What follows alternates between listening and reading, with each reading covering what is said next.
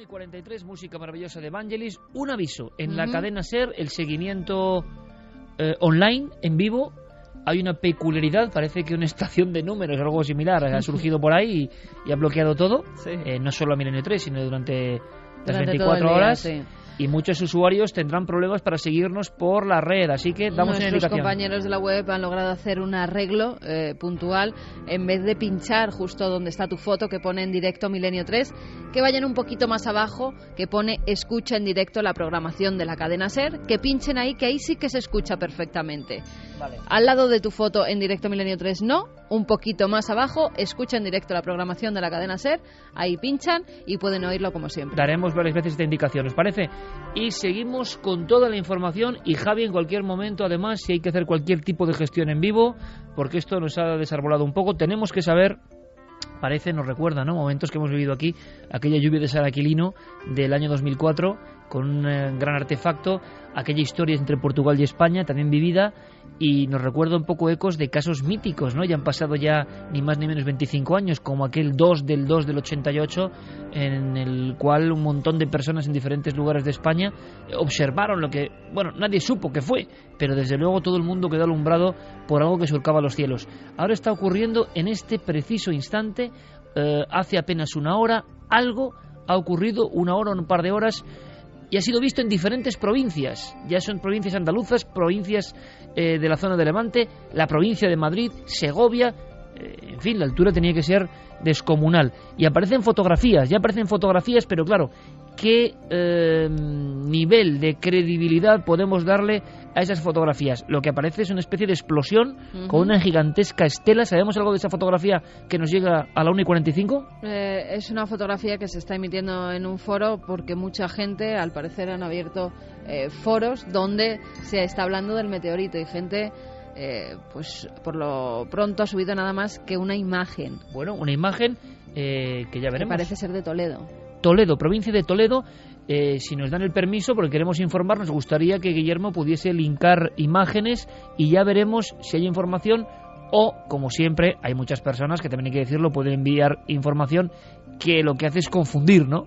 Confusión o no, vamos ya con el contenido y Carmen, Javi, estamos en permanente agencia de alerta esta noche junto con Fermín Agustí, lo entendéis, ¿no? Es un poco de Antonio José Alés, que en paz descanse todo esto, ¿no? De atención, atención, porque algo está pasando. Pero lo que ha pasado esta semana era nuestro principal motivo, curiosamente esto es como una guinda al pastel. Wikileaks, hacía mucho tiempo que no se hablaba, que no se mencionaba este término. Después, yo no sé en qué acabó aquello de Julian Assange, la embajada de Ecuador, toda esta historia. Allí sigue. Esto, el culebrón continúa, ya sabes que los trámites legales son largos y el tema de Julian Assange queda mucho para que se resuelva. Su abogado defensor es un español, es el juez Baltasar Garzón, y bueno, la batalla legal continúa sobre su extradición. Y justo ahora, Santiago, salen informes, cables que hablan de un ovni primero en Marruecos, creo que uno de los casos importantes, pero detrás de esa punta del iceberg hay más. Y se hablaba de que en Wikileaks había poca información ovni y parece que llegan a primera nada, que yo no sé si es interesante o no. Es bastante interesante porque lo que ha hecho Wikileaks es una cosa que demandábamos todos. En esta última desclasificación, esta última liberación de cables, casi 2 millones, concretamente 1.707.500 cables diplomáticos de entre 1973 y 76, una época muy interesante, sí, clave. En la historia de Occidente, y además aquellos 251.000 cables del Cablegate también están. Lo que han hecho es, en vez de liberarlos como se había hecho previamente, que era facilitándolos a determinados medios de comunicación que los revisaban y a su criterio pues ellos publicaban la información que creían más o menos interesante, etcétera, etcétera, lo que han hecho es una cosa que demandaban muchos internautas, que es crear un buscador. Es decir, colgarlos y crear un buscador que da todas las facilidades del mundo para bucear buscando términos clave. Buscando por palabras. Exactamente. Puedes buscar España, Spain, y ver todos los cables relacionados con nuestro país. Puedes incluso, si te interesa un nombre de un político, si te interesa un tema en concreto, pues meterlo en el buscador y sacarlo por fechas, por nivel de clasificación, es decir, muy completo, muy bien hecho. Está en wikileaks.org y se llama PlusD, este nuevo buscador, donde están esos casi 2 millones de documentos. Y hablas de una franja muy concreta, vaya franja, 1973, en ese año nací yo, a 1976. Siendo ufólogos un poco, Javier, ¿verdad? Podríamos hablar de el año de los humanoides en Estados Unidos y el año de los humanoides en España. Pero... ni más ni menos. En ese clip se mueve la cuestión. Sí, y además es un año muy activo dentro de la comunidad ufológica, y una de las cosas más llamativas que Santiago ha detectado en estos cables es que hablan precisamente de cómo los servicios secretos de varios países se infiltraron efectivamente en congresos ufológicos, que eso es algo, tú muy bien, la cara que ha puesto Iker Jiménez, bueno, en fin, os la podéis imaginar, eso es algo que hemos visto en antiguas revistas, en fin, en libros como los de Andreas Faber-Kaiser, donde se denunciaba que había agentes infiltrados en congresos. Bueno, pues ahora... Y ni los ufólogos lo creían. Exacto. Muchos pues ufólogos científicos no lo creían. La confirmación, concretamente, nos viene a través de un cable de la Embajada de Brasilia, de la Embajada norteamericana en Brasilia, en el cual dan un informe completo de una conferencia, de un simposio OVNI organizado por el ufólogo brasileño Flávio Pereira, que, bueno, pues allí la embajada detalla a Washington todo, es decir, quién iba, quién no iba, de qué se hablaba, de qué no se hablaba, etcétera, etcétera. Esto es buenísimo y le da otra dimensión, o sea, esto me parece más importante que un caso de un objeto en el cielo, no sé qué.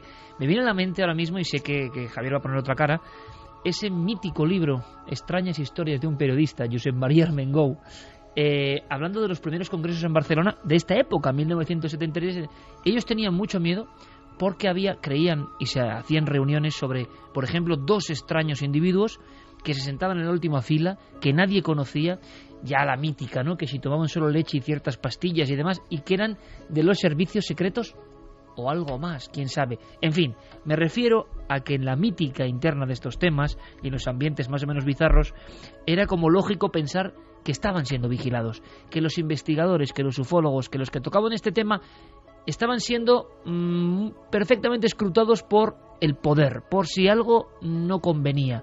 Y esto de alguna forma se acabó convirtiendo en leyenda urbana. Y ahora Wikileaks, exactamente 40 años después de los hechos, de algunos hechos y de algunos simposios de ufología, nos cuentan, nos dicen, nos revelan que de leyenda nada, que esto interesaba a algunos poderes. Claro, la cuestión está en averiguar cuál era el interés exacto, porque desde la perspectiva ufológica más bizarra, como tú decías, quizá lo primero que se nos viene a la cabeza es que estaban allí para vigilar las sorprendentes revelaciones que pudieran hacerse en un congreso de estas características y cortocircuitarlas si atentaban contra sus intereses. Pero desde la perspectiva de los servicios de inteligencia, bien podría ser otra cosa. ¿Y si estaban allí estudiando a la comunidad ufológica, viendo qué cosas eran las sensibles en ese ambiente y estudiando dónde poder inyectar desinformación para de repente, en fin, alterar el orden de esa comunidad y poder incluso minar ciertas cosas de las creencias colectivas? Era un movimiento nuevo, con tintes en algunos casos casi para religioso. Eso es. Eran nuevas comunidades en momentos de gran tensión, por ejemplo en España, imaginémoslo, y había posibilidades de sectas, de nuevos grupos, de nuevas tendencias desconocidas hasta el momento. Es hasta cierto punto lógico que los servicios de inteligencia estuviesen con la lupa puesta, ¿no? Claro, además hay una cosa, hemos detectado, digamos, este hilo. Aquí no están todos los cables diplomáticos de esa época, están los que están, es decir, los que han podido acceder la gente de Wikileaks a ellos, con lo cual es posible que todavía clasificados, todavía secretos, haya muchos más sobre muchos más congresos, sobre muchos más actos, etcétera, etcétera. Hay otro que en este sentido también es muy revelador. Es concretamente de 1975 de la Embajada norteamericana en Túnez. Y es muy escueto, pero lo que dice detrás es bastante revelador. Dice: en Túnez no se han visto ovnis. Así de claro.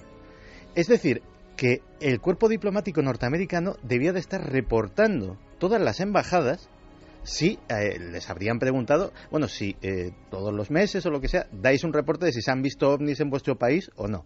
Y este en concreto... Un pasar lista, me estás hablando. Efectivamente. Y este en concreto, simplemente, o sea, es un texto escuetísimo, es: en Túnez no se han visto ovnis. ¿Y donde se hayan visto ovnis? O sea, ¿hay cables, por ejemplo, de Marruecos u otros casos? El de Marruecos le vamos a hacer mención especial porque también es muy interesante, porque ha tenido repercusiones incluso, pero hay uno concretamente fechado en 1973, en noviembre de 1973, la Embajada de Ghana. Y la Embajada de Estados Unidos en Ghana reporta que el propio... ovnis en África, El propio gobierno ganés se queja de que en repetidas ocasiones objetos voladores que no se corresponden con ningún tipo de aeronave conocida han violado su espacio aéreo.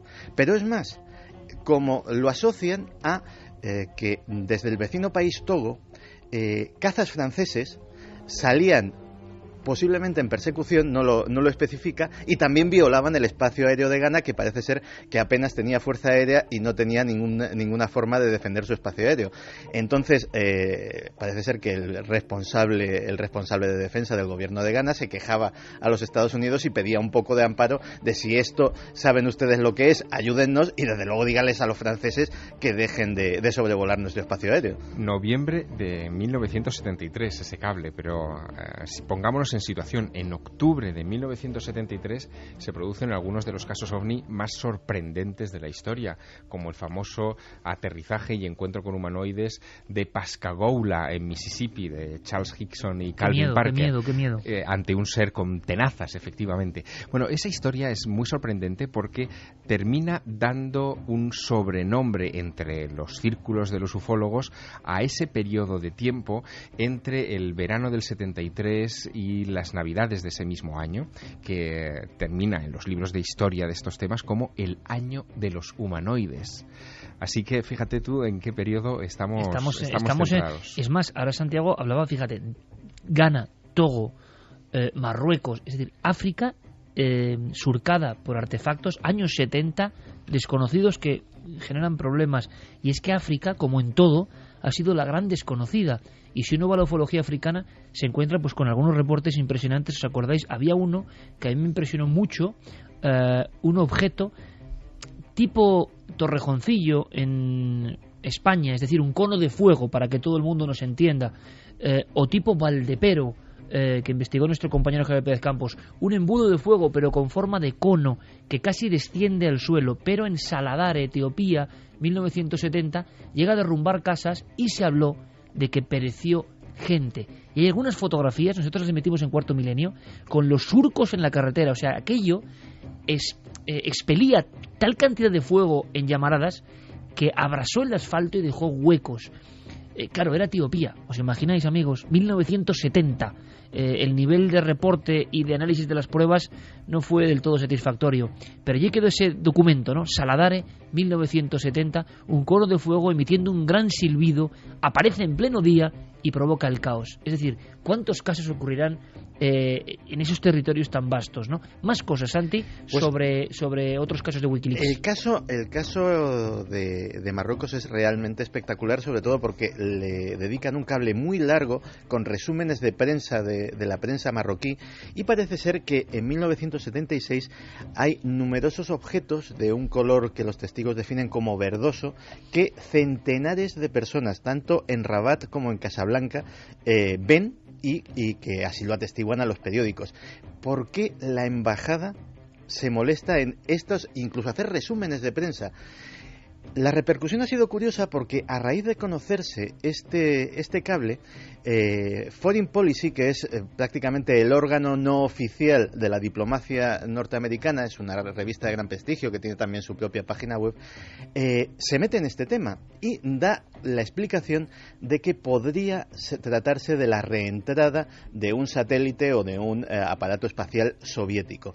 El problema es que, claro, si lees el cable y lees las informaciones periodísticas y lo que dicen los testigos, aquello no caía, aquello evolucionaba y se pierde en el horizonte. Es decir, parece que es como justificar algo de una forma, pues como se hizo en nuestra desclasificación, ¿por qué no decirlo? De una forma para que no se vuelva a hablar de este asunto. Y os dais cuenta de una cosa, Santiago, Javier, Estamos hablando de un fenómeno que nos deja con preguntas, si es que es el mismo fenómeno, que ocurre en el cielo, que asombra a la gente, que asombra a las embajadas, del que hay una información subterránea que solo se ve ahora por iniciativas pues como la de Wikileaks, y que de repente, si hacemos un clip, vamos hasta hoy, siguen las mismas preguntas, siguen la misma incógnita. Yo no sé, central de datos, compañeros, Carmen, Javi, si sigue habiendo información, sí. Y ponéis cara de que, vamos, el espacio no aéreo, sino digital, está surcado de personas que aseguran haber visto algo. ¿Algo de qué tipo? ¿Tipo meteoro? ¿Tipo ovni? ¿Tipo reentrada de chatarra espacial? Algo suficientemente fuerte ha pasado, al parecer, en España esta noche como para llamar la atención de miles de personas. Sí, la verdad es que se ha visto desde muchos puntos de España. Por ejemplo, Alexander desde Miranda de Ebro. El fuego, la descripción que ha hecho Isaac es tal y como lo hemos visto. Ismael Jara desde Río Tinto en Huelva, sobre las 23:45, una ráfaga muy luminosa y anaranjada que acabó por explotar. Es curioso porque todo el mundo dice que acaba por explotar, parece que entra en la atmósfera, ¿no? Como cuando los meteoritos entran en la atmósfera y se dividen en varias partes. Explotan siempre, según los testimonios, en el sur de España. Es decir, podemos establecer una trayectoria más o menos hacia el sur. A mí me decían que la trayectoria parecía de sur a norte. De sur a norte. Sí, y yo en un mensaje que recibía también hablaban de Móstoles. Esta noche en Móstoles, mi novia y yo estábamos haciendo una barbacoa y de repente hemos visto una luz blanca que nos iluminaba. Hemos mirado encima de nuestras cabezas y hemos visto la estela de humo que ha dejado el meteorito. Si no me equivoco, la dirección ha sido de este a oeste, dice este Pero oyente. claro, si hay testimonios como Río Tinto, provincia de Huelva, donde ven la explosión... Sí, pero también en Vizcaya. Y nos dicen sur-suroeste. ¿Y ven explosión en Vizcaya también? Francisco Javier Caballero, desde Abanto, Gallarta, Vizcaya, lo hemos visto de color verde, viajaba casi recto, sur-suroeste, rompiéndose. Con lo cual sí tiene que haber E igual se han visto también diferentes fragmentos. La explicación también puede ser sencillamente de una explosión de un porte bastante importante que sucede a una altura tremenda, es decir, lo suficientemente alto como para que se pueda ver desde toda la península ibérica. Estamos pues intentando que ser muy grande para que desde conectar con algunos de los compañeros que están pero les ha pillado en fuera de juego, ¿no? Algunos amigos que tenemos en diferentes observatorios. Guadalajara, no era noche de observación. También apuntaba, Valdepiélagos. En Plasencia también. Cartagena. O sea, bueno, es que se ha es que visto España, por el este también, ¿no? De España. Mira, sur, hay una descripción también, y norte. Hay quien dice, se ha iluminado todo el cielo en la noche, hemos podido ver como la estela que dejaba casi atravesaba la Osa Mayor. Torrejón de Ardoz. Claro. Isaac, soy aficionado a vuestro programa. Esta noche de camino a casa, 23:45, es la hora que pone casi todo el mundo. Y además, entre Torrejón de Ardoz y Torres de la Alameda. Hombre, qué lugar. Iba conduciendo, de repente notó un destello de luz como un fogonazo y seguidamente miró por el retrovisor ya que venía una grúa detrás para ver si era el destello de sus luces, y no es así. ¿Cuál es mi sorpresa? Que miro por el cielo a través del techo solar del coche y visualizo una bola naranja con una estela del mismo color. Estaría muy bien agrupar, si es posible, vamos a intentar hacerlo, compañeros, o quizá alguien lo está haciendo en la web, o lo está haciendo Guillermo León, que estará tareadísimo también, las diferentes descripciones, porque igual podemos ir haciendo una ruta, ¿no? Con cierta lógica, si es que hablamos de un meteoro, porque desde luego es tal cantidad de testimonios que además hay que decir una cosa, lógicamente el alcance de todo lo que hace la nave del misterio, de alguna forma por englobar todos los programas, contenidos, es mayor. Pero hemos tenido muchas noches donde pedíamos información de algo y solo se veía en una zona. O sea, si nos fiamos de alguien es de nuestra audiencia. Lo han demostrado muchas veces. Cuando no hay, no hay. Cuando hay algo, hay algo. Y sabemos de vuestro rigor, ¿no?, en ese aspecto. Muchas veces ocurrió, por ejemplo, la alerta OVNI, durante horas nadie veía nada. Es decir, de cara afuera, quien no os conozca y no nos conozca puede pensar, bueno, claro, un contagio, pues porque ahora están hablando a través de la cadena SER. Pero muchas veces no ha ocurrido absolutamente nada y ha sido puntual. Ahora parece que hablamos de miles de personas, seguramente, según las posiciones tan alejadas unas de otras. Y quizá esto, Iker, nos sirva también para rescatar una vieja historia que acaba de llegarme también a través de un recorte del periódico La Vanguardia. 1896, en Madrid, en el centro de Madrid, ya cayó un meteoro y decían que pudo ser tan importante como esas imágenes que veíamos de Chelyabinsk, gente herida y en otros casos, un año más tarde, gente lanzándose incluso de los coches porque habían visto caer algo sobre una carretera de la población de Daimiel, muy cerca de Ciudad Real, y que fallecían en ese momento. Bueno, historias tremendas de meteoros en España, de gran tamaño. La Zubia, el de Granada, Madrid también nos llega, Iker. Bueno, ¿y todo el mundo describe más o menos lo mismo? Sí, bola, todo el mundo lo describe como bola y de fuego. Algunos cambian de color, pero eso también depende de la posición que lo estén viendo, de las luces que hay en la ciudad. Y no llegan de momento, más que esa fotografía que hemos visto, a nuestro poder no ha llegado otra imagen. No. Claro, de noche, ¿verdad, Javier? No es tan fácil con un teléfono móvil, con una cámara. Si eso no es tremendo y lo pillas en el instante, no debe ser tan sencillo, ¿no? Habrá que recurrir, como hemos visto ya recientemente en otros casos, en otras latitudes, probablemente a cámaras de seguridad, en fin, a aquellos dispositivos de registro de imágenes que están funcionando permanentemente, quizá cámaras incluso de tráfico, de control de tráfico. Y lo que decía Santiago Camacho, esa cosa tan reciente que además se ha generado una especie de miedo, ¿no?, de inquietud después de lo que pasó, ese Tunguska nuevo que hemos tenido de repente en la vieja Unión Soviética, de alguna forma. Y como decía Santiago Camacho, el detalle de que allí se registró perfectamente porque todo el mundo tiene cámara en el coche. Sí, es una curiosidad. Allí el tráfico, lo mencionábamos, es caótico, y para evitar demandas judiciales, multas, porque tampoco la policía es precisamente el colmo de lo no corrupto en Rusia, pues para evitar multas injustas, demandas judiciales, demandas por atropello. Hay gente que se te tira el coche para simular un atropello, pues todo el mundo lleva su camarita y gracias a eso pudimos ver esas espectaculares imágenes. Bueno, seguimos muy atentos a toda la información. Zaragoza también. Zaragoza también. Es que es muy raro porque no lleva una línea, ¿no? Hombre, a no ser que a cierta altura y en un momento eso se haya dividido en diferentes fragmentos que hayan recorrido de sur a norte. De sur a norte una gran cantidad de posiciones. Pero de sur a norte, pasando por el centro, yendo hacia Zaragoza, luego a Vizcaya, es un poco raro, ¿no? Bueno, de momento por el norte ya sí que no hemos visto, no nos han llegado, ¿no? Por Vizcaya. el momento, Vizcaya. Claro, hay que ver horarios, es importante. 11:45, 11:50. Zaragoza nos decía este último oyente, yo he visto algo extraño, como para que se haya podido ver en más sitios. Parecía ir muy bajo en Zaragoza, visto desde la parada del autobús en la avenida Puente del Pilar hacia las 11:50. Lo he comentado con mi esposa y a continuación hemos llegado y ya nada. Es curioso porque todo el mundo precisa con bastante frialdad y control 23:45, 23:50. Así que bueno, seguimos esperando toda la información posible. Le pediremos información y si es posible además que nos lo comunique Fermina a Guillermo, que rápidamente haga un sondeo por satélites, reentradas, posibilidades, a ver si hay alguna y que te lo comunique. Fermín, ¿te parece? ¿Qué puede ser a nivel astronómico? Y hacemos un llamamiento también a los centros de control de tráfico, por ejemplo, que sabemos que escuchan este programa muchas veces, por si de repente pueden revisar ese fragmento de sus grabaciones entre las 23:44 más o menos y las 23:50. Y por supuesto a todos los agentes de las Fuerzas de Seguridad del Estado que siguen muy bien este programa y tenemos buena muestra de ello, que recorren España. Cualquier información que nos podáis brindar es importante porque nos gustaría saber, como tantas otras veces, ¿no? Tenemos a media España mirando hacia las alturas, intentando buscar la sombra de un fenómeno, sea el que sea, y es bonito intentar ponerle nombre, pues para quedarnos tranquilos, porque a muchas personas hablan como que las dimensiones eran importantes y como que les ha asustado, no era algo muy lejano, ¿no? En algunos puntos parece que eso está más lejano y en otras comunicaciones la sensación del público, de los oyentes, era que casi estaba encima, ¿no? Así que seguimos muy atentos con toda la información. Hay otra, muchísimo más bizarra. Quiero escuchar un documento. Es un hombre, Santiago, que habla de ovnis extraterrestres. ¿Quién es este hombre que vamos a escuchar? Pues Stephen Greer es un médico norteamericano y ufólogo. Aquí lo hemos mencionado alguna vez como fundador del proyecto de desclasificación, del Disclosure Project.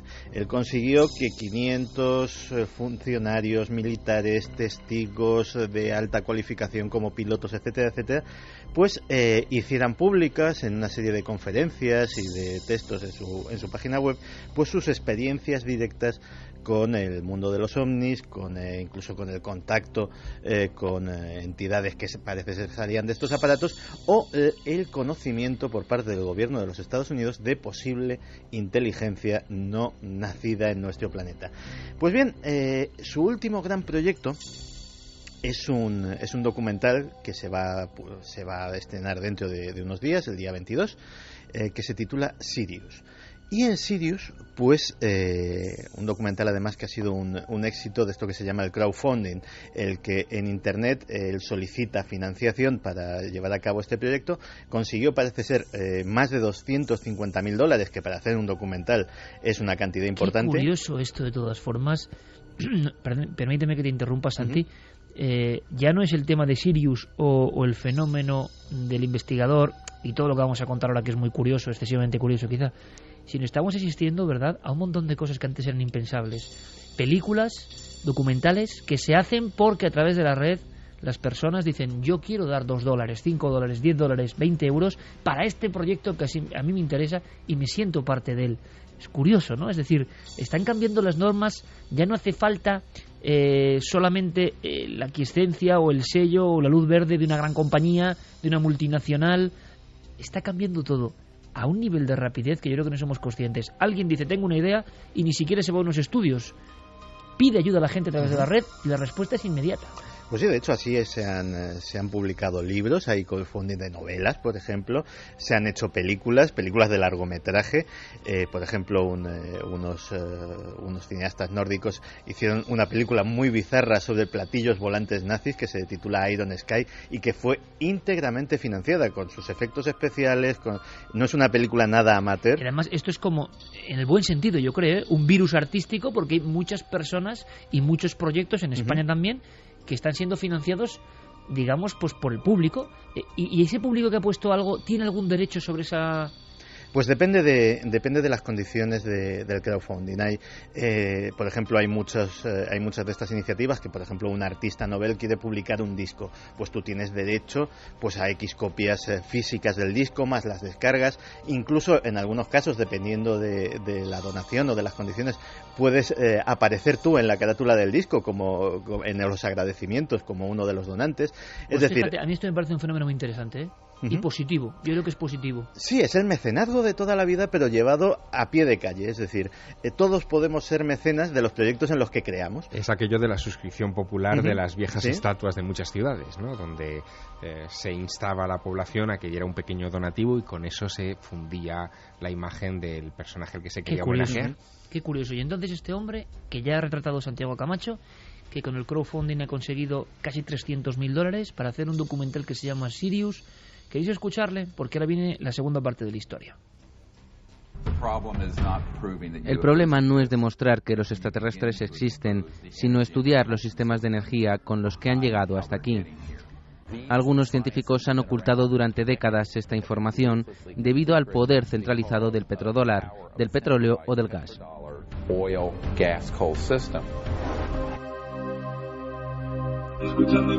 Hablando de estos temas, hay que recordar, Carmen, que teníamos un concurso pendiente el día del relámpago, y luego vamos a dar los ganadores, ¿no? Sí, luego tenemos los ganadores porque además ha participado mucha gente y va a haber más libros que se sortearán durante toda esta semana también. El día del relámpago, JJ Benítez, Editorial Planeta, y atención porque nos dan los datos, nos los daban en la cadena SER, hay que decirlo, que el nivel de respuestas y aciertos podemos decir que ha batido todos los récords, ¿no? Prácticamente, o que ha multiplicado.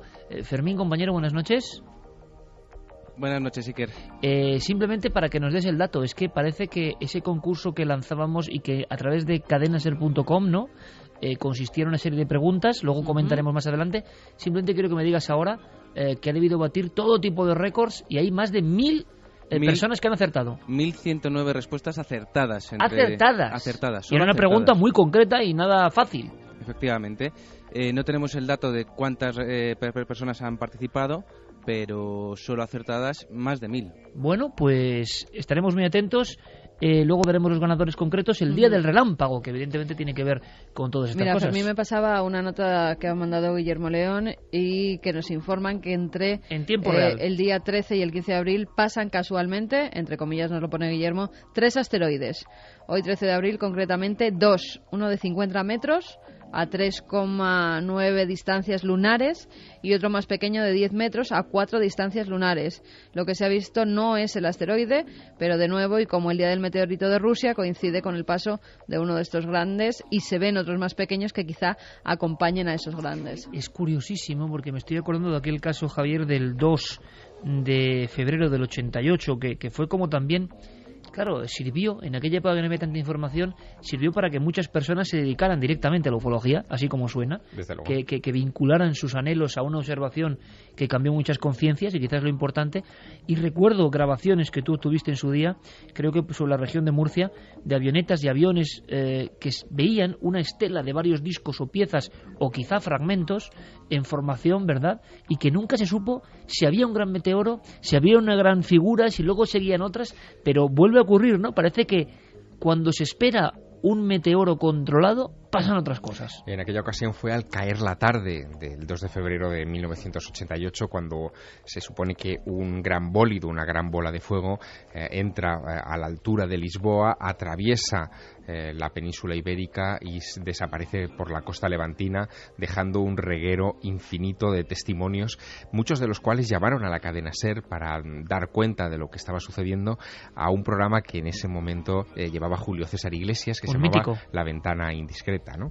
En aquella ocasión muchos de estos testimonios hablaban de una bola verde, pero pronto comenzaron a surgir otros que hablaban efectivamente de discos, de objetos en baja cota, en lugares donde teóricamente nadie podría haberlo visto, como la cornisa cantábrica o las costas andaluzas, las costas más orientales de Andalucía.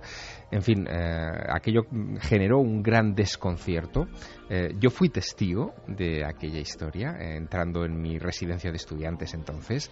Ya te digo, me acuerdo perfectamente del impacto que me causó ver aquella bola de luz tan grande, que pensé inmediatamente que se trataba de algo natural, no pensé en nada ufológico, ¿no? Pero después hubo incluso testimonios de personas que dijeron que sus vehículos habían detenido al paso cercano de esta bola de luz, y surgieron inmediatamente las especulaciones. Se hablaba de que el 2 de febrero de 1988 estaba a 33 días del inicio del año, a 333 del final de aquel año. Algunos hablaron incluso de claves místicas vinculadas al fenómeno OVNI. En fin, fue incluso el arranque de una corriente de contactados que veían una señal casi de la segunda venida de Jesucristo a la Tierra. Hubo de todo. Todo por una señal en el cielo, todo por que una luz siempre en ha el sido cielo. Una noche movida, ¿no? Como la que de alguna forma estamos teniendo hoy, y estamos informando de todo en tiempo real, como debe ser. Precisamente esta semana hablábamos de esos cables de Wikileaks y conocíamos a este hombre que con la suscripción popular consigue ese documental Sirius. Y ahí parece, segunda parte, que tiene especial protagonismo un ser, el ser de Atacama o el ser de Chile, el pequeño extraterrestre diminuto, llámenlo como quieran, que se hizo célebre ya hace muchos años. Le habíamos perdido la pista y parece que hay nuevos datos que, con todo el escepticismo del mundo, esto es importante, vamos a dar, pero que es curioso, que forma parte del mito y leyenda de estas historias. ¿Cómo es que resucita el pequeño embrión extraterrestre, entre comillas, del desierto de Chile? Bueno, pues Stephen Greer está a breves fechas de estrenar su documental y, como cualquier director que se precie, está en promoción. ¿Y cuál es, digámoslo así, el plato fuerte que ha escogido para promocionar su documental? Documental que esto, digamos, es una cosa lateral. Parece ser que su temática principal es sobre tecnología oculta o tecnología que tendrían los gobiernos, pero que nos estarían sustrayendo para que siguiésemos dependiendo del petróleo y de las energías convencionales. Por eso lo que decía en la declaración, ¿no? Efectivamente. Pues elige a este diminuto ser de Atacama, una momia de una criatura humanoide de unos 15 centímetros. Creo que Guillermo León habrá puesto ya algunas fotografías en los paneles de Facebook y en la web, en ikerjimenez.com, en Nave del Misterio. Tendréis la información, porque es bueno, yo creo, también observar, ¿no?, la figura de la que estamos hablando.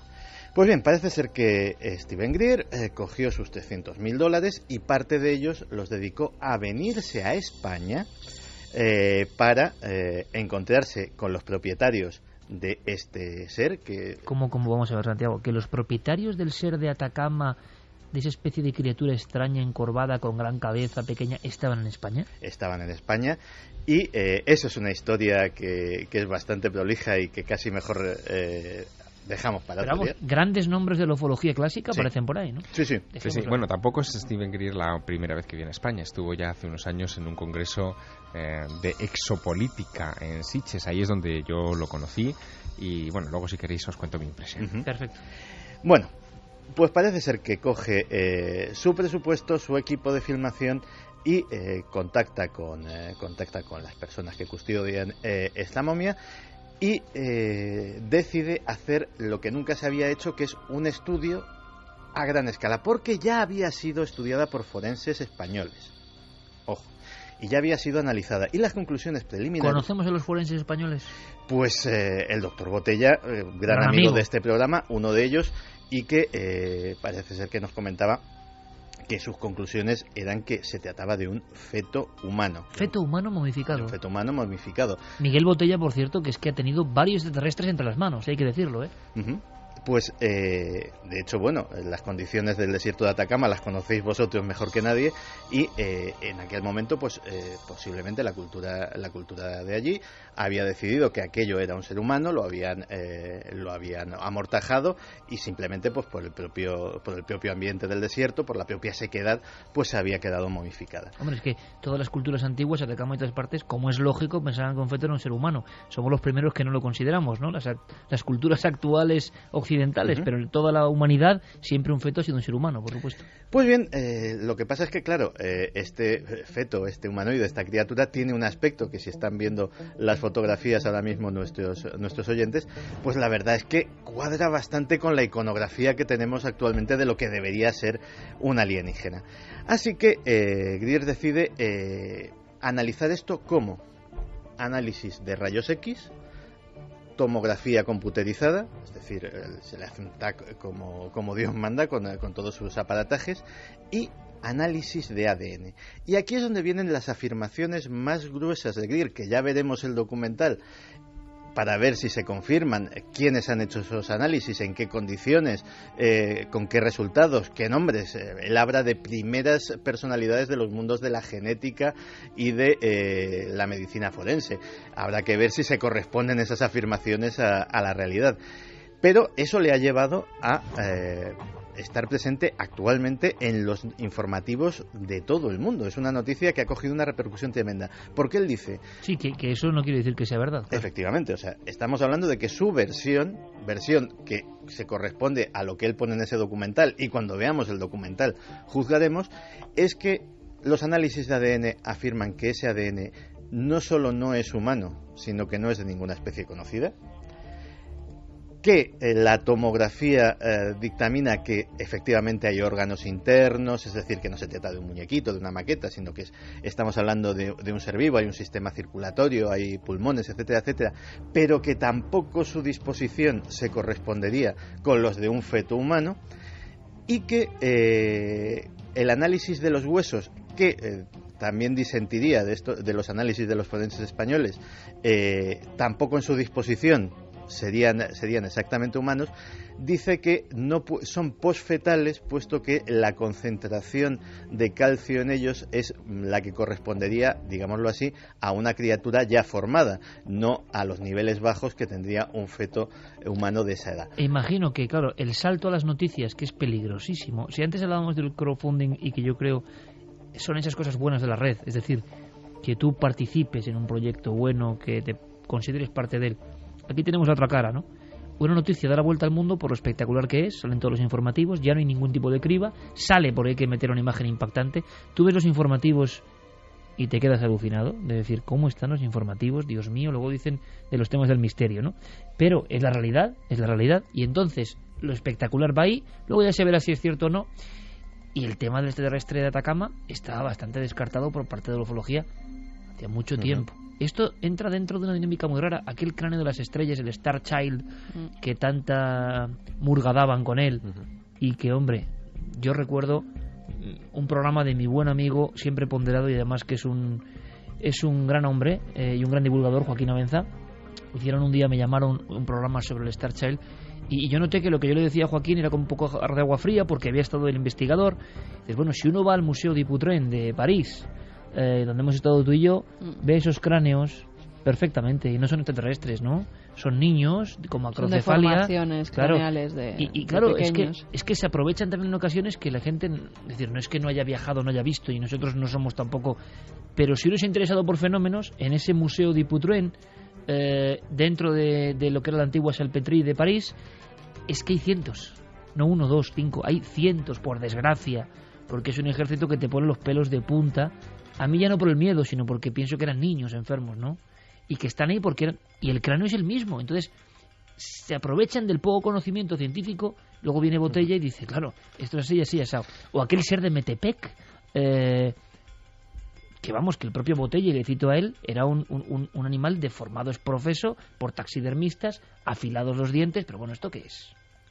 Estamos en esa dinámica que a mí me parece muy burda. Estamos en la dinámica. Oye, me puedo equivocar, sí, como siempre, me puedo equivocar como siempre, pero es que no sé, esto... Bueno, la dinámica parece que es la de tener cada vez más titulares impactantes, imágenes impactantes que den la vuelta al mundo. En este caso, Steven Greer, que es el que ha lanzado esto a la escena internacional, es un profesional de llamar la atención. Lo hizo con el Disclosure Project, que fue... ¿Le gusta el impacto, entonces, no? Sí. Además, impacto que él canaliza inmediatamente para proyectos de carácter lucrativo, porque el Disclosure Project también quiso manipularlo o monopolizarlo para que todos esos testimonios formaran parte de un documental que se vendería en todo el mundo, y en donde, partiendo de una idea buena, original, que es reunir a testigos de alta credibilidad, incluso pilotos de combate, senadores... Miembros de los servicios de inteligencia. Exacto, que acudieran a una sala de prensa en Washington D.C. e hicieran declaraciones a pocos metros de la Casa Blanca para que la Casa Blanca tomara carta en el asunto y desclasificara la información que tiene sobre ovnis. Bueno, pues lo que parte de una iniciativa correcta termina derivando a las pocas semanas, en realidad, en afirmaciones grandilocuentes sobre pactos entre alienígenas y los Estados Unidos, y en historias que se van de madre. Historias que eran muy de los final de los 80. Exacto. Y que han vuelto con mucha fuerza, ¿no? A mí me parece interesante incluso para tratar un día, de verdad, entre escépticos y crédulos, eso de el pacto, ¿no? Entre Estados Unidos, casi siempre Estados Unidos, y los extraterrestres. Y esto que ya la ufología incluso daba como de broma, pues resulta que también con la red ha surgido una nueva generación de personas que yo entiendo que es muy atractivo y que sin ningún tipo de criterio crítico, y siempre pensando que todos podemos estar equivocados, de acuerdo, pero hay algunas cosas, algunas afirmaciones impresionantes, ha vuelto a coger esa fuerza. El tema es que cuando transcurren 10, 15 o 20 años de una información, aparecen nuevos consumidores vírgenes de esa información que no tienen ni idea de lo que ha ocurrido ni de la justificación o conclusión que han llegado sus predecesores 2 décadas atrás, y la consumen como si fuera una novedad absoluta. También eso ocurre en los medios de comunicación, que sorprendentemente parece que tenemos poca memoria de este tipo de asuntos, y también se produce otro factor que a mí me sorprende, y es la falta de sentido común. Si en el caso del supuesto extraterrestre de Atacama, este pequeño feto de 15 centímetros... Es que momificaban los fetos muchas veces en las Exacto, culturas. pero si sabemos que se desentierra en el año 2003 cerca de un cementerio por un huaquero, está envuelto en un trapo que aparece en esa excavación furtiva, en fin, tiene todos los números para ser efectivamente un feto humano de 15 semanas, que es a lo que han llegado, a la conclusión a la que han llegado los forenses. Están lanzando muchas noticias. Fíjate, yo esta noche, preparando el tema de los extraterrestres, me he encontrado con un titular que digo, madre mía, ¿esto qué es? Encuentran en Entre Ríos a una extraterrestre hembra embarazada. Ala, ahí te lo lanzan, ese es el titular. Entre Ríos, Argentina. Exactamente. Luego te pones a leer la noticia y te dicen que unos cazadores hace unos meses estaban pues por la noche en el monte cazando, y de repente ven una especie de ser que en un principio dicen entre mitad mamífero y mitad pájaro, te ponen las descripciones, que se asustan porque parece que se alza sobre 2 patas traseras y que va hacia ellos intentando atacarlos. Ellos llevan las escopetas porque iban de caza y disparan a ese extraño ser. Se quedan con tanta curiosidad que al día siguiente vuelven a la zona y encuentran el cadáver y lo fotografían. Parece un animal, es verdad que parece que está embarazada, que es una hembra, que tiene el vientre hinchado, pero resulta que ya se habían creado todo tipo de leyendas, que ese ser estaba en la universidad de veterinaria, que era un extraterrestre, que lo tenían oculto, que encima se habían visto durante varias noches ovnis por la zona, que volvían a buscar a su criatura y que entonces, como la habían matado, bueno, todo tipo de leyendas. La realidad, cuando la ven de verdad a esa criatura los veterinarios, es que es un animal. Es un animal que se conoce allí como aguara popé. Es una especie de osito lavador. Un mustélido, ¿no? Una cosita así tipo... pues como un meloncillo, ¿no? Lo que pasa que si ves la imagen sin piel. Es sin piel, le falta una pata, parece que ya en estado de descomposición. Parece una criatura alienígena. No tiene ojos y parece una criatura alienígena. Pero, como suelen pasar algunas noticias cuando en realidad se trata de animales. Vamos a ver, es muy curioso esto, ¿no? O sea, yo creo en el misterio, pero además, fíjate, más que nunca. Te puedo decir, más que nunca. Y me diferencio, y creo que estamos aquí, también andamos en esa órbita. Curiosamente... andamos ya por la cuarentena, algunos, ¿no, Javier? Y nuestra tendencia no ha ido hacia el escepticismo. Esto es muy curioso. De muchos otros compañeros que buscando hechos y pruebas de este tipo, buscando llevarse extraterrestre a casa y siguen intentándolo, acaban en el escepticismo. Curiosamente algunos, por otras vías, que puede ser una vía mucho más sutil, más daimónica, más profunda, más de otras visiones, artística, hemos conocido que el misterio es profundo de verdad, que es mucho más inmenso de lo que creemos y que está en todo, y eso te llena de fuerza. Pero por eso mismo, nosotros, creyendo más que la mayoría en el misterio, en el profundo misterio, no puedes dar pábulo a todo esto, que sí que engancha a mucha gente que igual quiere esa prueba definitiva, que nunca va a ser tan fácil, porque el misterio es mucho más, y esto es lo que hace es daño, porque os acordáis, hace apenas 3 meses, descubiertos cráneos extraterrestres en el Perú, y se aprovechan de que nadie ha ido a los museos de Lima o a los museos de Ica a observar la deformación craneana peruana. Si alguien con un mínimo criterio ve esos cráneos, de extraterrestre no tienen nada, pero esa noticia salió en todos los informativos, España incluido, de todas las cadenas, que yo también lo entiendo, ¿no? Llega esta imagen, oye, extraterrestres en el Perú, una gran polémica, tal. Y es que no se sostiene. Entonces, eso sí que yo creo que es dañino para el misterio, ¿no? O sea, ahora mismo cualquier noticia con un impacto potente llega a unos límites que nunca hubiese llegado hace 20, 30 años, ¿no? Y los que creemos en el misterio, precisamente porque claro que creemos que hay otras cosas, esto no solo es que es burdo, es que tampoco entiendo cómo muchísima gente, porque hay quien dice...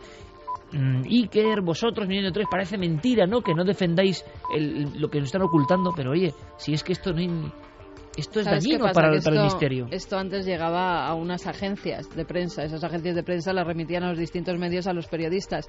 Y los periodistas, si eran especializados en este tipo de temas, cribaban esa información. Hoy en día la información le llega a todo el mundo a la vez. Y quien no tiene esa capacidad para cribar o quien no lleva unos años investigando fenómenos, pues no tiene por qué darse cuenta. Fermín Agustí, hacía tiempo que no ocurría esto, sobre todo porque había problemas en la audición del programa online y solía ocurrir en la mañana siguiente. Tengo que agradecerlo, hay cosas buenas y que significan... Me decía Guillermo León, porque Guillermo León es como un profeta, es el profeta de Valencina de la Concepción, provincia de Sevilla. Me decía, Iker, ojo, que el tema del share social, el eco que tienen las cosas va a ser muy importante. Yo no le creía, pero tiene razón, siempre suele tener razón Guillermo León. Y decía, atento, porque el eco de un programa va a medirse a nivel inmediato, como estamos hoy siguiendo la noticia de algo que ha sobrevolado España esta noche a nivel inmediato. Y como teníamos algún problemilla, ¿no?, en cadenaser.com, como hoy ocurre, que repetimos, hay que pulsar no arriba, sino en la barrita de abajo, donde pone escucha en directo, no en mi foto, en la terrible foto no, en la terrible foto no, oiga, abajo. Sí, ya que estoy aquí te la podían cambiar ya, que sí, ya tiene unos cuantos añitos. Sí.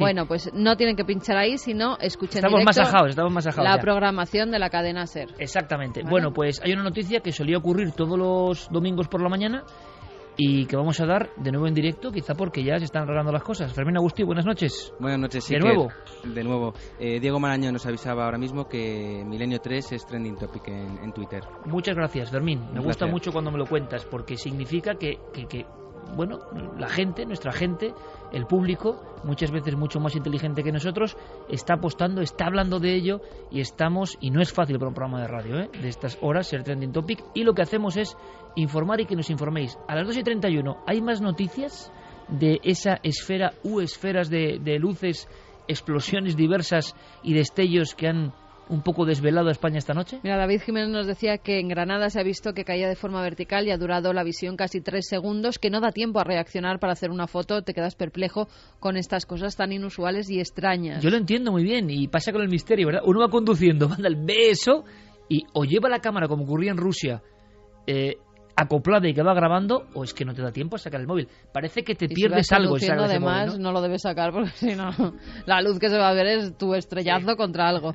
Ramón Francisco López dice: Santiago de Compostela 2345, bola color verde sulfuroso con centro naranja incandescente, cola pequeña, verde, dirección sur-norte, mirando al este explota provocando un fogonazo y desaparece. Muy bonito, parece una bengala en un bólido. Santiago de Compostela. O sea que alguien en Santiago de Compostela seguro que ha visto todo el trayecto. Da la impresión, yo no sé qué pensáis, compañeros, que estamos hablando ya de diferentes objetos, porque si no es imposible, ¿no? Podrían ser los fragmentos. De un mismo objeto. Aquí estamos hablando de meteorito, podría ser también un fragmento de chatarra espacial que se esté fragmentando a la vez en varios lugares. Y se podría ver en latitud tan distante. O lo que nos decían de Guillermo del asteroide, ¿no? Puede ser. Porque sí que vimos que con lo de Rusia parecía que ese gran asteroide a su alrededor podía llevar más piedras pequeñas y algunas de ellas... Sería interesante saber si más allá de los Pirineos y en Francia, por ejemplo, esto también ha sido detectado. Que igual podemos... Nuestros amigos franceses, porque nos escuchan, nos están diciendo desde México, Argentina, Argelia, pues nuestros amigos franceses, a ver si nos dicen algo. Hubo un amigo que hizo un mapa de seguidores de Milenio 3 y era impresionante. O sea, era impresionante, no quedaba lugar prácticamente en el planeta.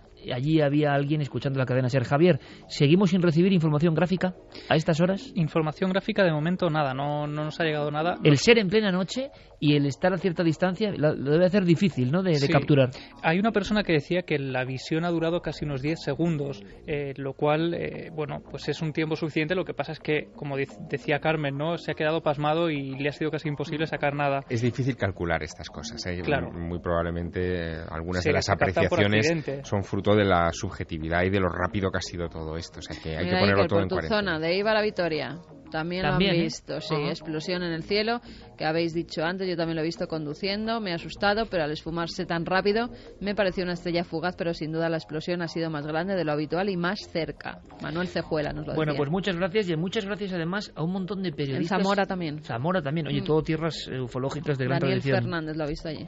Información al minuto, luego por supuesto si queréis preguntas para ese otro segundo gran bloque que va a ser al regreso de las noticias, preguntas sobre el otro lado, sobre el nuevo programa de Carmen, sobre Telecinco, sobre vuestras inquietudes, sobre de qué va a ir, cómo va a ser, de qué forma, sobre nuestro futuro, pues todo eso nos lo preguntáis si queréis. Pero sí me gustaría en este momento, y antes de hacer una pequeña pausa con una información que nos trae Carlos Cala muy interesante, y de entrar en otro tema maravilloso, sí me gustaría, sin dar tampoco muchos datos, pero compañeros de Onda Cero, de los deportes de Onda Cero, directores de programas de deportes de Onda Cero o de Marca Televisión, que nos escriben unos mails maravillosos, nos escriben unos mails llenos de cariño y de admiración, y cuando esto ocurre, como hemos hecho nosotros, con otros compañeros entre cadenas, pues emociona especialmente. Así que gracias, colegas, gracias a todos los que esta semana nos habéis brindado, pues no sé, vuestro apoyo y que nos gusta, como nosotros escuchamos, por supuesto, muchísima radio, porque la buena radio no sabe tampoco solo de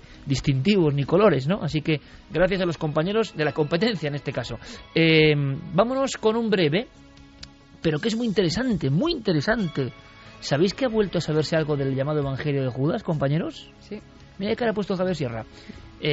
Nos lo cuenta Carlos Cala. Un antiguo certificado de bodas egipcio ha confirmado la veracidad de las tintas usadas en el controvertido texto del Evangelio según Judas. El texto, escrito en copto egipcio, sugiere que Jesús pidió que su amigo Judas le entregase a las autoridades, por lo que descartaría a Judas Iscariote, como siempre se le ha conocido, como un traidor. Esta semana se ha realizado la reunión nacional de la Sociedad Química Estadounidense en Nueva Orleans, donde el investigador Joseph Barad y su equipo han analizado el texto descubierto en 1970 tras casi 1700 años oculto, y han llegado a la conclusión de que el Evangelio fue escrito con una forma primitiva de tinta ferrogálica, que incluía hollín negro de carbón ligado con una goma, lo que indicaba que el texto podría haberse escrito en el tercer o cuarto siglo después de Cristo, pero era diferente a cualquier otro, ya que este no contenía azufre.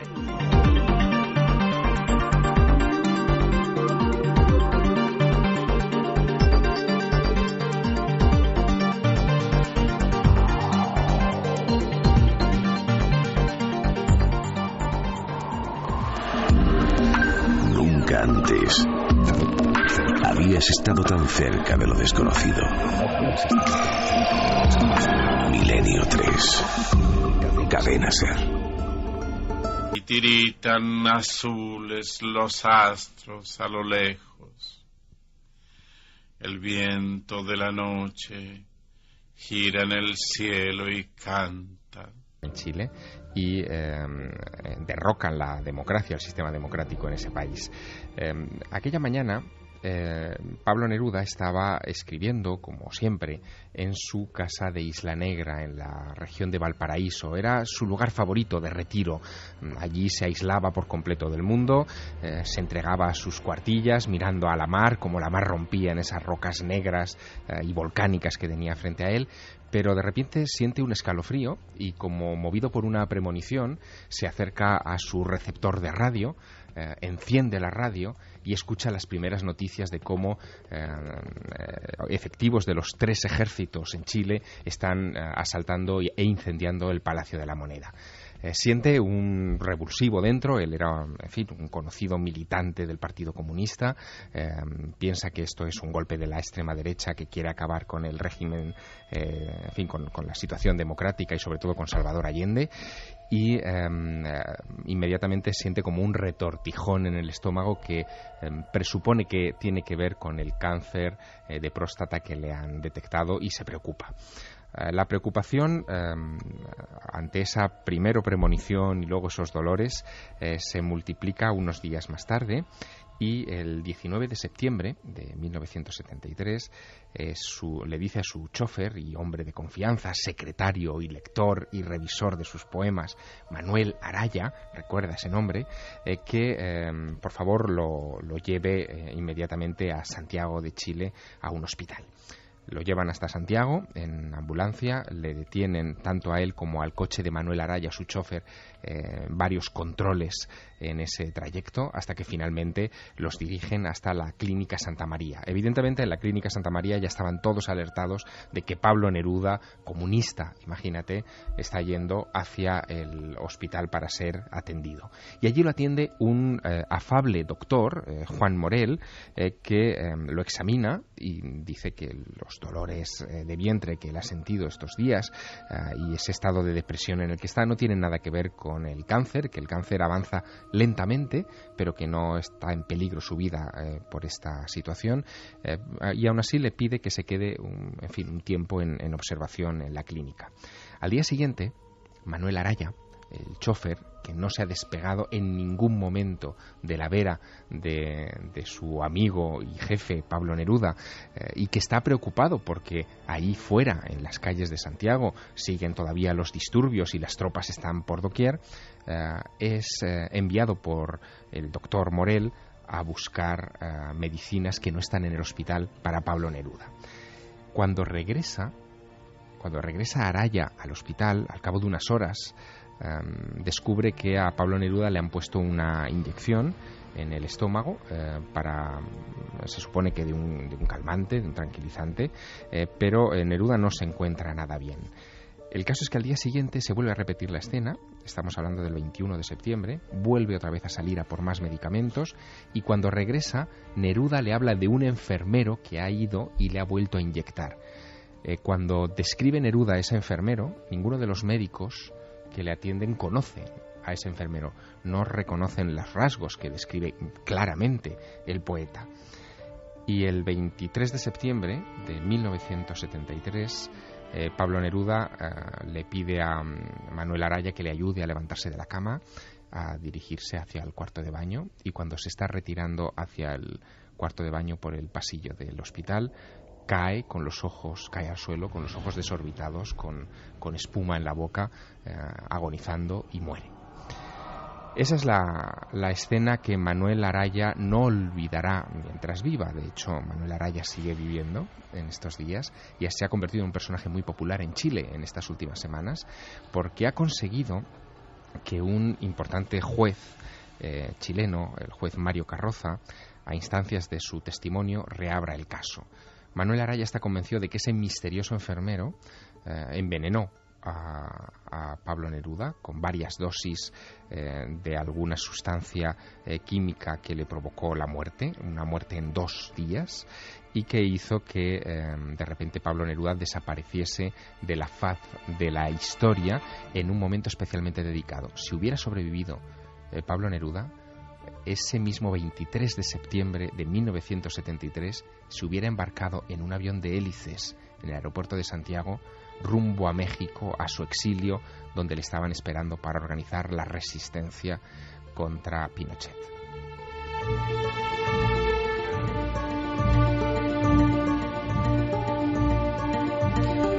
Claro, escuchando con esta música de fondo lo que acaba de hacer Javier Sierra, no se pregunta por qué. Hombre, no sé, habrá buenos profesores de historia, pero desde luego si te cuentan así la muerte de Pablo Neruda, te la aprendes, no te la olvidas y te gusta mucho. Te gusta mucho, Javier, porque es como una lección. Estábamos ahora todos, yo desde luego, viendo la escena como nunca la había visto. Así que una vez más nos quitamos el sombrero, ¿no? Pero claro, el misterioso enfermero, a mí me ha dado miedo, ¿no? Imaginaos estar en un hospital y que alguien que no tiene nada que ver y con tu indefensión en una cama se aprovecha de esa especie de, bueno, de sensación de poco poder ante alguien que está en ese ámbito de lo médico y te inyectan, ¿no? Pero es que encima Neruda, me contabas, Javier, fuera de micrófonos, tuvo sus conexiones con el misterio, con esas premoniciones, con esas visiones. Eso venía de más atrás. Bueno, venía de mucho más atrás, porque Neruda además hablaba de estas cosas, de lo sobrenatural y de cómo existen signos que predicen el futuro o el destino de los seres humanos, con algunos amigos suyos tan notables como Federico García Lorca. Y hay una confesión de Federico García Lorca a Pablo Neruda que es verdaderamente sorprendente. 3 meses antes del inicio de la Guerra Civil Española, Lorca le cuenta a Neruda una experiencia que ha tenido mientras viajaba por España, por Castilla, con un grupo de teatro, La Barraca, en un pueblo castellano del que no da nombre. Pero Lorca le cuenta lo siguiente, dice que han llegado muy cansados a un pueblo castellano, hace frío, es una noche húmeda y él no logra concitar el sueño, así que decide levantarse del lugar donde estaba durmiendo y darse un paseo. Se va caminando por los alrededores de una finca cuya verja está venida abajo, se mete dentro de una propiedad privada y ve en el interior de ese terreno una serie de columnas, de rejas, de restos de muros semiderruidos. Se sienta en uno de esos lugares, es de noche, es de madrugada, hay como la niebla esa baja flotando sobre el suelo y de repente ve como un corderito se le acerca, un cordero blanco, pequeño, se ronronea casi, ¿no?, junto a las piernas del propio poeta, de Lorca, toma algo de hierba y en ese momento ve como una piara de cerdos negros grandes entran en ese lugar, son 3 o 4 ejemplares enormes, asustan al cordero, lo rodean y lo despedazan delante de sus ojos. Y él lo interpreta, cuenta Neruda, que Lorca le dice que él lo interpreta como un fatídico aviso. El fatídico aviso en el que el propio Lorca, según interpretará Neruda años más tarde, ese cordero en realidad es un aviso de la propia muerte de Federico García Lorca. Un Federico García Lorca que, como ser genial, evidentemente tenía también un lado pegadísimo al misterio, y Ian Gibson, recuerdo que nos lo contaba en estos micrófonos y en Cuarto Milenio, haciendo que se nos congelase la sangre a todos, contando los dibujos mediúmicos de Lorca, las visiones de Lorca. Claro, una sensibilidad extrema que en cierto momento tiene que conectar con ese otro lado, ¿no? Esa es la clave. La clave está en la sensibilidad de estos hombres. En el caso de Neruda, él no disimulaba esa sensibilidad y esa apertura hacia estas cosas en sus poemas, pese a que, como te digo, era militante comunista y se supone que... ultramaterialista, ¿no? Exacto, que nada de lo ultramundano le podía interesar, pero el acento estaba puesto en algún momento. Pero era artista, amigo. Claro, era artista. Pero fíjate que es curioso, en la historia de la muerte de Pablo Neruda hay un elemento curiosísimo. El juez Mario Carroza, este juez que a instancias del testimonio del chofer de Pablo Neruda se interesa por el caso, ya había participado antes en otra investigación justo en la Clínica Santa María donde se produjo la muerte del poeta. Y es que en los pasillos de esa misma clínica, unos años después, en 1982, ingresa, aquejado de una hernia de hiato, el que había sido presidente de la República Chilena hasta 1970, Eduardo Frei Montalva. Ingresa con 71 años. Frei es un dirigente conservador, teóricamente afín a las ideas de Pinochet, pero que en un momento dado se pone en el punto de mira del régimen porque hace algunas manifestaciones disconforme con las presuntas, entonces, claro, violaciones de derechos humanos que se están cometiendo y la persecución feroz a ciudadanos chilenos. Bueno, lo que ocurre es que él ingresa en ese mismo hospital, aquejado de esta hernia, y fíjate qué curioso, las paradojas enormes que tiene la historia. El chofer de Eduardo Frei Montalva, otra vez otro chofer, ¿no? El chofer de Eduardo Frei Montalva es un agente de la Dirección de Inteligencia del Ejército, de la DINE, y avisa al régimen de que está entrando en el hospital. Parece que los agentes de la DINE consideran que el hospital es el lugar perfecto para cometer sus fechorías, así que deciden suministrarle también fármacos o algún tipo de sustancia que acaba con la vida de Eduardo Frei. No saldrá vivo de esa estancia en el hospital Santa María. Lo llamativo de este asunto es que en 2006... precisamente a instancias de estos mismos jueces que están en la escena del caso Neruda, se exhuman los restos de Eduardo Frei, se analizan bajo la luz de la ciencia y se ve que hay rastros de mostaza sulfúrica y talio en los restos del presidente, es decir, había sido efectivamente envenenado.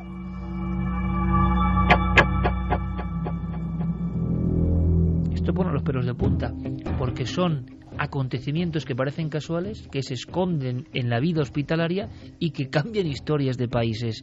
Claro, y estamos ya viendo el mundo de la conspiración y ¿por qué y quién da la orden de hacer eso? ¿Es solamente el país o hay supraórdenes? Porque recientemente, Santiago Camacho, compañero, estamos viendo cómo con el tema de Arafat está ocurriendo algo muy parecido, ¿no? Dicen. Sí, de hecho los resultados los sabremos dentro de unas semanas.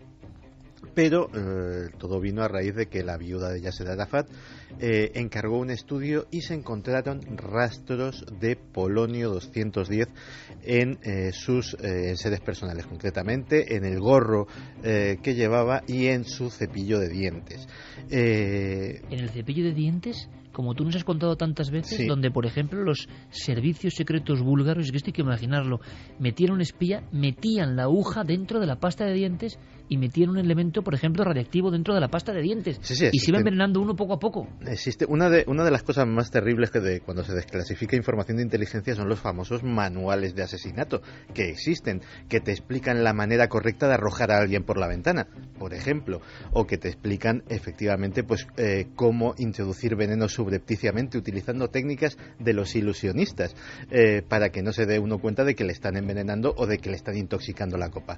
Pues efectivamente se encontraron esos restos de polonio y fue lo suficiente como para que las autoridades determinasen que sí, que se podía exhumar el cuerpo de Yasser Arafat, y se están haciendo pruebas periciales por parte de expertos suizos que los resultados son complicados porque el polonio 210 tiene una vida media muy corta, es decir, la vida media de un elemento radioactivo es cuando pierde la mitad de su, digamos, de su radiación, creo que son 19 días, es muy poco, con lo cual los restos que quedasen en el cadáver tendrían apenas leves trazas de radiación, pero aún así esperan que si existen esas leves trazas, encontrarlas y poder demostrar que un servicio secreto, en este caso todos los ojos se apuntan hacia Israel, pues podría haber sido el responsable de la muerte del líder palestino.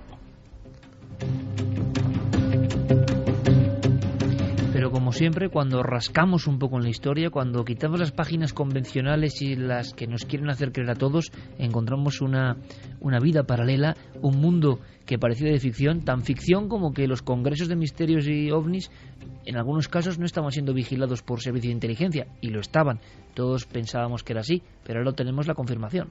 Por cierto, que no quería acabar el tema de Wikileaks sin darte el último de los cables, el que más me ha gustado y curiosamente el que menos dice, porque solamente hace referencia a un documento que está en microfilm. lo pone, simplemente es una referencia a un microfilm dirigido desde la Oficina de Océanos y Medio Ambiente Internacional y Asuntos Científicos y Oceanográficos, ni más ni menos. Este organismo le dirige a Archerville un microfilm que se titula Disposiciones para dar la bienvenida a formas de vida extraterrestres a los Estados Unidos. Y nada más. Y nada más, solamente que el microfilm existe, la fecha, concretamente miércoles 26 de marzo de 1975, unos números de referencia, origen y destinatario. ¿Cuánto nos queda por saber? Nos queda por saber si hay nueva información, y hay una muy interesante. Hay una fotografía dejando un rastro rojizo en el cielo nocturno, no en España. No en España, pero es que hay que tener cuidado porque estamos viviendo uno de esos efectos Lázaro. Claro, un montón de gente enviando fotos que no son. Sí, es una noticia del 10 de abril de este mismo año, una foto tomada en Buenos Aires de un supuesto meteorito en llamas. Lo que ocurre es que algunos medios la están publicando ahora con fecha de 14 de abril, aprovechando el boom de las redes sociales con la palabra meteorito. Vaya, hay que tener mucho cuidado, hay que tener 1000 ojos. Acabamos con información y por supuesto a la vuelta todas las preguntas sobre ese programa al otro lado y muchísimos más casos, más historias. Vamos con mensajes. Pues Miguel Ángel nos decía, es positivo ver cómo los contenidos de un programa como Cuarto Milenio, lo que pasa que lo voy a dejar para... No, todo lo que tenga que ver con el programa fuera. Vale. Eso para luego. Rubén Sánchez, pues sí dan miedo, pero son bonitos los versos, un poco tristes. Chris dice, vaya voz terrible, grande Pablo. La voz les ha dado terrible. Bastante miedo. Sí, es que, oye, que Pablo Neruda era Pablo Neruda, pero la voz soltada así con música, como hemos puesto, de repente abriéndose en la noche, parece una invocación espírita o algo así, ¿no? Ha dado mucho reparo a la gente. Yo lo sabía porque a mí me ha dado también. Luis Lombardo dice, la historia se repite. En el 36 aquí tuvimos a Lorca, Miguel Hernández y Antonio Machado, porque se fue, y en los 70 allí en Chile tuvieron a Neruda. Isidro Cainora, qué magia la de la radio, la de recuperar a tantos personajes que son inmortales.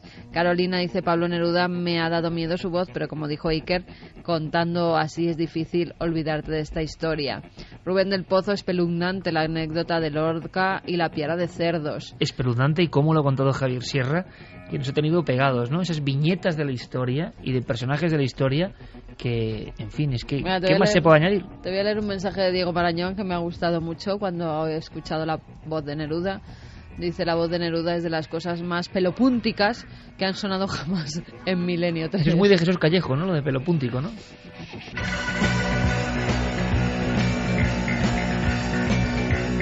Y mira que yo lo sabía, ¿eh? Sabía que la voz era un impacto. La he recogido no sé de dónde. Mar dice Javier que voz de ultratumba, la de Neruda recitando. Parecía estar más triste aún de lo que decía estar en su poema. También José Luis Serrano Moreno, desde Madrid, dice que es astrónomo amateur que se ha encontrado haciendo astrofotografía esta noche en Escalona, en Toledo, y que de repente ha visto el bólido. ¿Y algo de fotografiarlo? Sí, que tiene que venir a Madrid a meter las fotos en el ordenador y que el lunes mismo nos las manda. Bueno, pues genial. Si nos interesa, así que sí. Dice, espero, si esperáis, si queréis, a que llegue mañana a Madrid y las pase el ordenador. El lunes las envío, son simplemente del rastro estelar que he ido dejando en los siguientes 6 minutos. Bueno, 6 minutos de rastro estelar, pero es la confirmación de que algo ha sobrevolado nuestros cielos y que nos ha tenido inquietos y que hemos seguido su pista a través de las ondas. Bueno, Santiago Camacho, como siempre, compañero, te veo el domingo y no te veo, pero trabajo contigo el martes. Bueno, me ves allí, lo que no me ve es el resto de la gente y nada, esto ya es jornada intensiva. Es lo malo, sí, ya es el acabose, ¿no? Ya es todo el rato juntos. Cierto, para Pablo, con voz terrible e inolvidable, nuestro compañero Pablo Villarrubia. Sí, otro Neruda, ¿no? Otro Neruda a su manera. Otro poeta. Javier, que siga el éxito con el Maestro del Prado, de verdad, por toda España. Mucha fuerza, lo vas a necesitar, mucha energía. Que te sigas encontrando con todo ese cariño de tu nave del misterio, también, por supuesto. Y gracias por contarnos la historia así, que de verdad son momentos mágicos de la radio. Ha sido un placer. Esta semana me voy rumbo a Galicia. ¿Estás en Galicia? ¿Dónde estás? Vigo, Santiago de Compostela y Orense. Casi nada.